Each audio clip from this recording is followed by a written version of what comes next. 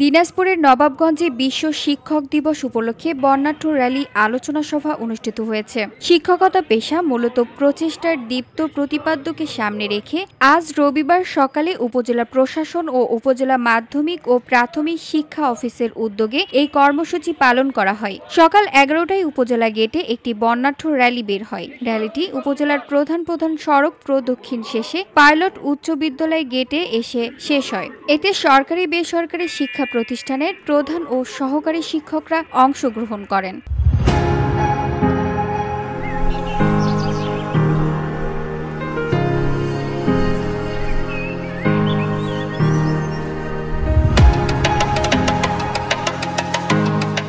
Rally শেষে Nawabganj pilot উচ্চ বিদ্যালয়ের হলরুম কক্ষে আলোচনা সভা অনুষ্ঠিত হয়। এতে উপজেলা নির্বাহী কর্মকর্তা মোহাম্মদ জিলুর রহমান সভায় সভাপতিত্ব করেন। এ সময় বিশেষ অতিথি হিসেবে উপস্থিত ছিলেন উপজেলা মাধ্যমিক শিক্ষা অফিসার দীপক কুমার বণিক, উপজেলা একাডেমিক সুপারভাইজার শফিউল আলম, উপজেলা প্রাথমিক শিক্ষা অফিসার মোসাম্মদ মাসুমা বেগম, উপজেলা প্রাথমিক সহকারী শিক্ষা অফিসার মোহাম্মদ আব্দুস সালাম সহ অন্যান্যরা।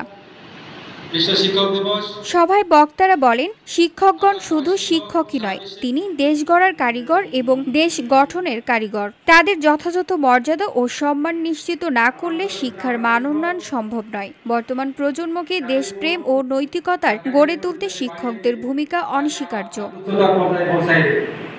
অনুষ্ঠানে উপজেলার কলেজ, মাধ্যমিক স্কুল, মাদ্রাসা, প্রাথমিক বিদ্যালয়, এমতেদায়ী মাদ্রাসার প্রায় শতাধিক শিক্ষক সমাবেশে যোগদান।